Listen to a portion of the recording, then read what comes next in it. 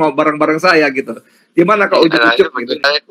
Tentang Jokowi sudah menjelma sebagai salah satu figur penting. Mengakui Pak Jokowi betul-betul pernah korupsi. Hati-hati dengan beliau, istilahnya begitu dengan beliau bertemu dengan Pak Abu Bakar Bashir. Soal ijazah terkait juga dengan pemakzulan. Menurut saya Pak Jokowi memainkan sebuah langkah politik yang jenius. Masyarakat tidak percaya bahwa Pak Jokowi memalsukan ijazahnya. Sehat ya Ustadz ya? Ya, alhamdulillah. Ustadz, kemarin itu Ustadz diantar oleh Ustadz Saiful menemui Joko Widodo. Itu gimana ceritanya? Kan kita sebelumnya tanggal 23 September di Pondok Pesantren Saifullah mau bareng-bareng saya gitu. Gimana kok ujuk-ujuk gitu? Begini, saya itu ujuk-ujuk lalu memang Allah ujuk-ujuk ingin melaksanakan karena ada perintah fadzakir fa inna dzikra tanfa'ul mu'minin. Berilah nasihat karena nasihat itu berbaik bagaimana. Saya merasa harus memberi nasihat. Tidak usah ditunda-tunda sekarang maupun ada waktu. Jadi ada kemauan kuat loh waktu itu saya ngajak Saiful. Saya di sana menyampaikan nasihat. Itu loh.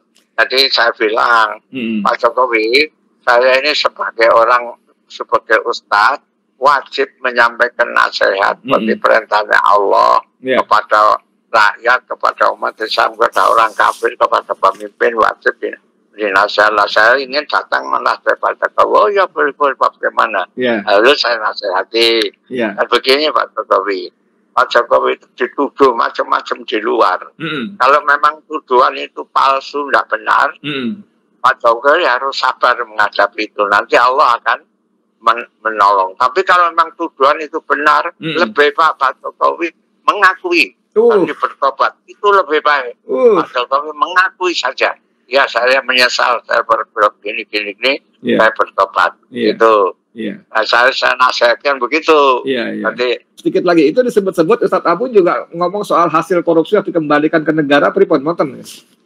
Ada bicara gitu? Saya bilang gitu. Kalau seandainya Pak Jokowi betul-betul pernah korupsi, nggak usah malu.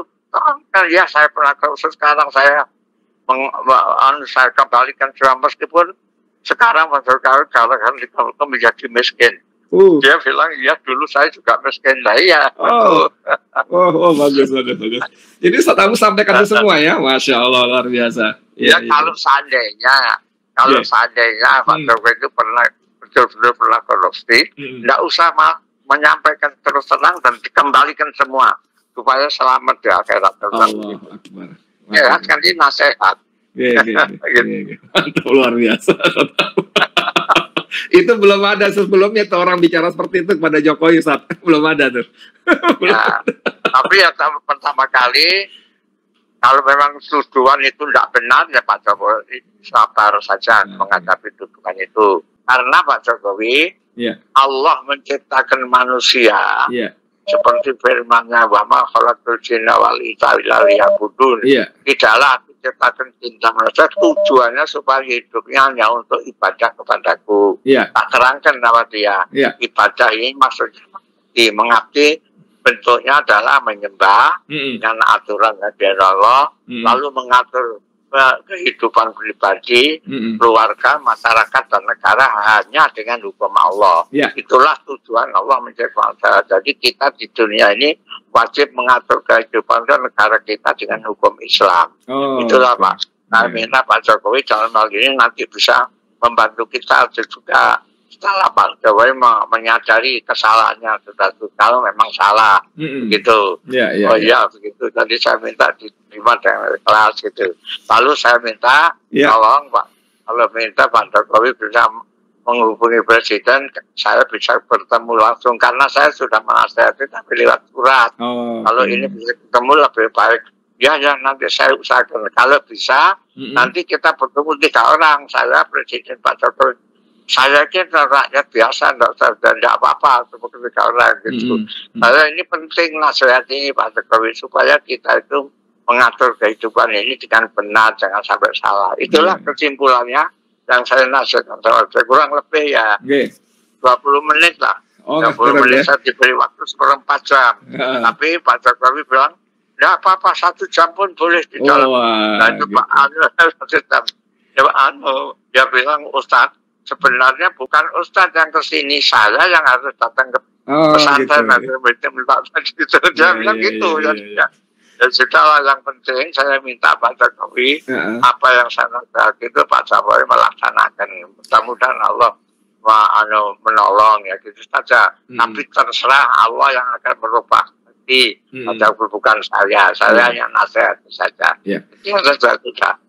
Lalu saya keluar, wartawan penuh sekali. Pak Jokowi ini aktor politik yang ulung, yang bisa menciptakan panggung-panggung politik kapanpun dan dimanapun, bahkan di kediaman rumahnya sendiri yang kita tahu sekarang selain sebagai ya tempat silaturahim politik bagi tokoh-tokoh nasional, wisata rakyat katanya di sana sudah terbentuk, tapi ini bisa menjadi epicentrum politik yang mempengaruhi dinamika politik kebangsaan kita ke depan. Jadi hati-hati dengan Pak Jokowi untuk semua, kira-kira pesannya begitu. Isu soal ijazah, pemakzulan dan yang lain itu berdiri sama rata dengan isu misalkan silaturahim beliau dengan Pak Abu Bakar Ba'asyir. Yang kedua memang menegaskan bahwa Pak Jokowi ini ingin merangkul semua kalangan, bahkan Islam yang sangat konservatif sekalipun diberi ruang di kediaman beliau, dan ini tidak mudah ya, memposisikan diri sebagai istilahnya tokoh nasionalis yang kemudian berinteraksi dengan Islam konservatif yang kita tahu Pak Abu Bakar Ba'asyir mendukung penerapan Islam ya. Pak Roy Suryo kan juga sebelumnya sangat dekat dengan Pak Jokowi. Kalau hari ini sangat jauh dengan Pak Jokowi, satu momen bisa jadi di tengah-tengah bahkan balik lagi ke semula. Jadi saya memberi ruang kepada semua, kepada masyarakat kita, objektif saja melihat situasi politik kita di tengah supaya apa? Supaya kita bisa mencari titik temu lebih objektif, lebih clear and clean melihat semuanya. Bagi Pak Jokowi, magnet figurnya semakin atraktif untuk memperkuat Jokowi efek itu, karena di 2029 itu dibutuhkan oleh PSI, oleh Mas Gibran, oleh keluarga Solo secara keseluruhan. Suka atau tidak kan selama ini Pak Jokowi dikaitkan dengan problem etik Pilpres 2024, Mas Yasir. Sehingga ketika kedatangan Pak Abu Bakar Ba'asyir ke kediaman beliau, yang itu notabene ulama dari kalangan Islam konservatif, sedikit banyak ya kita akan tahu bahwa problem etis itu sedikit banyak tereduksi dengan kehadiran seorang sosok ulama konservatif itu, Pak Abu Bakar Ba'asyir. Karena suka atau tidak, yang membuat isu dalam tanda petik ijazah, pemakzulan, dan yang lain mengemukakan ada teman-teman yang belum puas dengan problem etik yang tak tuntas di 2024 itu. Mereka yang tak puas dengan kinerja Pak Jokowi 2 periode kemarin. Dan mereka yang punya kepentingan di 2029 juga. Jadi dengan kedatangan Pak Abu Bakar Ba'asyir ke kediaman Pak Jokowi, sedikit banyak problem etik di 2024 itu bisa teralihkan sementara, seperti itu. Yang kedua, memang bagi Pak Abu Bakar Ba'asyir sukar untuk tidak diungkapkan bahwa ini bagian dari politik etis beliau yang sudah mendapat manfaat dengan pengurangan ya hukuman ketika Pak Jokowi berkuasa di masa silam. Beliau kan sudah sepuh, alasan kemanusiaan. Faktor beliau udah tua juga. Iya, ya pertimbangannya kemanusiaan. Dengan kata lain sudah sepuh. Dengan kata lain karena kondisi kesehatannya beliau Pak ya. Termasuk ya tadi kondisi kesehatan masuk dalam pertimbangan itu. Hasil diskusi dengan Prof. Yusril sendiri Pak terkait ini. Ini pertimbangan yang panjang, pertimbangan dari sisi keamanan dengan Kapolri. Bakar, terakhir dengan Pak Yusril. Ini bagian dari arahan ya, terima kasih beliau dengan mengunjungi Pak Jokowi di kediamannya, karena dari sisi umur kan senioritas Pak Abu Bakar Ba'asyir lebih berumur ya ketimbang Pak Jokowi, tapi beliau menyampaikan rasa terima kasih itu dengan mendatangi tuan rumah untuk mengucapkan langsung. Kita tahu masing-masing punya brand sebagai tokoh. Satu tokoh nasionalis, presiden ke-7, satu ulama besar yang pro dengan penerapan Islam sebagai hukum nasional kita, dan ketika ini bertemu, bersanding, sintesisnya adalah Pak Jokowi mendapat manfaat berupa dalam tanda petik masalah beliau sedikit banyak teralihkan, kemudian di sisi Pak Abu Bakar Ba'asyir dengan berinteraksi dengan Pak Jokowi sedikit banyak ya ideologi yang beliau pahami selama ini ya bergeser ke tengah, Mas Yasir. Lebih ke tengah, lebih moderat, lebih kompromis, lebih lebih open terhadap siapapun. Karena dengan bersilaturahim ke Pak Jokowi artinya tokoh-tokoh nasionalis yang itu berbeda haluan atau ideologi dengan Pak Abu Bakar Ba'asyir bisa diberikan ruang dan tempat untuk berkomunikasi dengan beliau, memastikan bahwa titik tengah, titik temu ke dalam keindonesiaan kita bisa terjalin seterusnya. Hati-hati dengan beliau, istilahnya begitu, dengan beliau bertemu dengan Pak Abu Bakar Ba'asyir, karena beliau bisa membuka ruang komunikasi dialog dengan siapapun se-ekstrim apapun. Kalau kita bicara tentang Jokowi,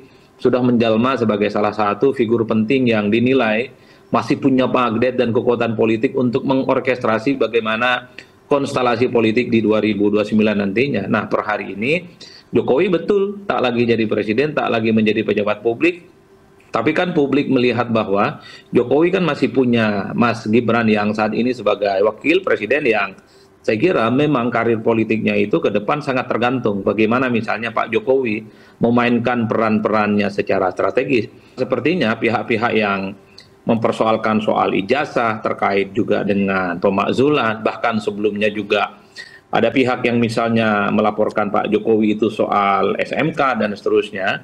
Itulah yang sepertinya kalau kita lihat dari jauh adalah mereka-mereka yang mungkin masih kecewa dengan Jokowi, kecewa karena kebijakannya, kecewa mungkin karena manuver politiknya, kecewa mungkin di detik-detik akhir di 2024 Pak Jokowi misalnya dianggap berbalik arah, tidak mendukung pihak-pihak yang selama ini menjadi bagian dari Jokowi. Dan tentu untuk merusak reputasi Pak Jokowi, sehingga besok-besok kalau ada pemilu, kalau ada pilpres, kalau Pak Jokowi mengendorse seseorang, kalau memberikan dukungan politik ke seseorang, publik itu tidak mengikuti apa yang kemudian disampaikan oleh Pak Jokowi. Caranya gimana? Ya dirusak reputasinya, dirusak kredibilitasnya, dirusak apa-apa yang sudah dilakukan oleh Pak Jokowi selama 2 periode menjadi Presiden Republik Indonesia. Karena kalau kita mau jujur bicara tentang politik ke depan di 2029, 2031, dan seterusnya, ya tentu variabel Jokowi masih selalu akan diperhitungkan, mengingat siapapun di negara kita ini, termasuk Jokowi itu, mantan-mantan presiden,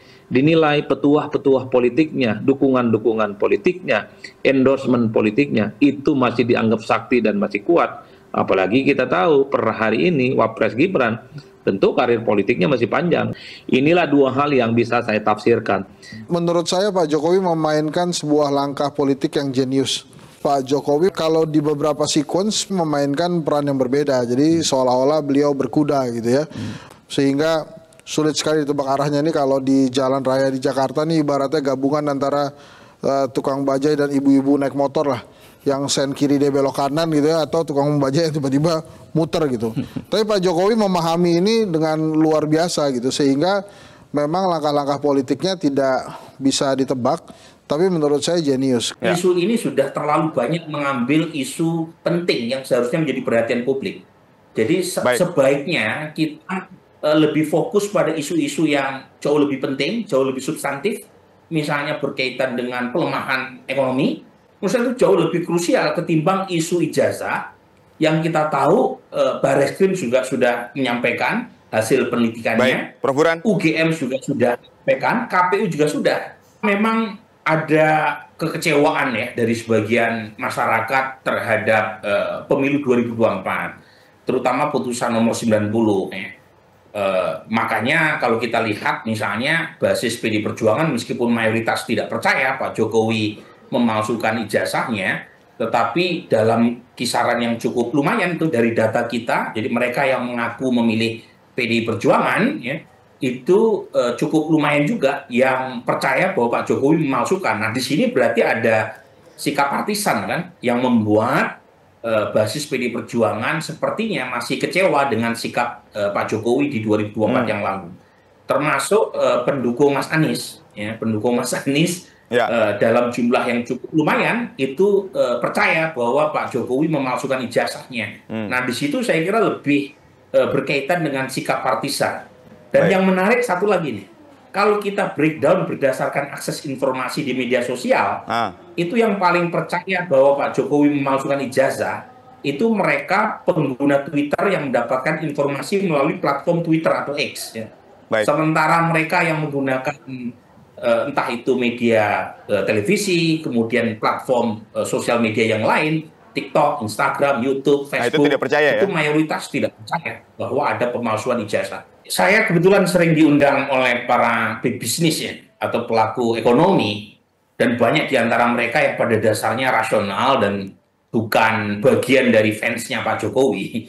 Dan banyak sekali yang mengatakan kepada saya bahwa secara logika ya sulit untuk mengatakan ada proses pemalsuan ijazah dalam kasus Pak Jokowi.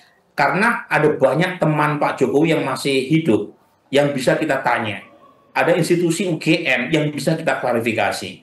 Ada institusi seperti KPU, karena Pak Jokowi maju dalam proses kontestasi elektoral 2 kali di tingkat pilkada kota Surakarta, dan salah satu syaratnya adalah syarat ijazah. Dan ada proses verifikasi oleh KPU. Kemudian di tingkat Pilgub 2012 beliau maju di Jakarta. Kemudian di Pilpres 2014 dan 2019. Dan masing-masing KPU tingkatan nasional sampai lokal ini kan melakukan verifikasi. Ya. Jadi sesimpel itu. Jadi sebenarnya ada banyak warga yang rasional, yang bukan fansnya Pak Jokowi, yang menganggap bahwa isu ini terlalu dibuat-buat. Jadi bagian besar masyarakat tidak percaya bahwa Pak Jokowi memalsukan ijazahnya.